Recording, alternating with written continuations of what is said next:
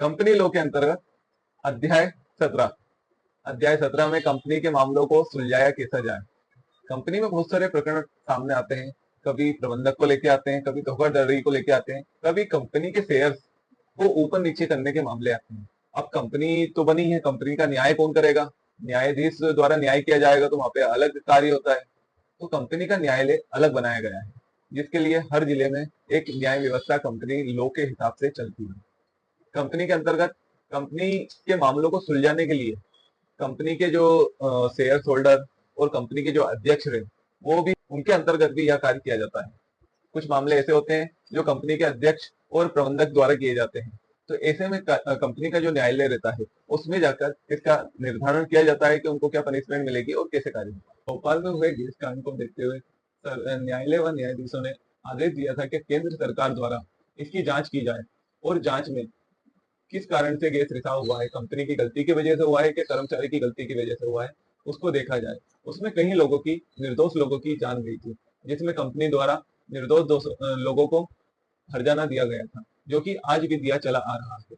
कई लोगों की जान गई थी और कई लोगों को विकलांगता का शिकार होना पड़ा था, जिसका असर आज भी देखा जा सकता है। इसी प्रकार कंपनी में धोखाधड़ी का इरादा कंपनी के साथ किया जाता है।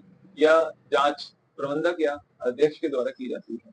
अध्यक्ष का कार्य रहता है कंपनी में क्या चल रहा है उस पर देख रेख करना, वह प्रबंधक का कार्य रहता है उस कार्य को सुचारू रूप से चलाना।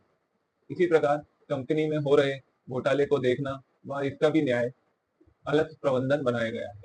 अध्यक्ष अध्यक्ष व कमेटी, अध्यक्ष का कार्यकाल कितना रहता है, वह कमेटी का कार्यकाल कितना रहता है, सदस्यों को किस उम्र तक सदस्य रहने का अधिकार रहता है कंपनी में, इसके बारे में भी इसमें बताया गया है।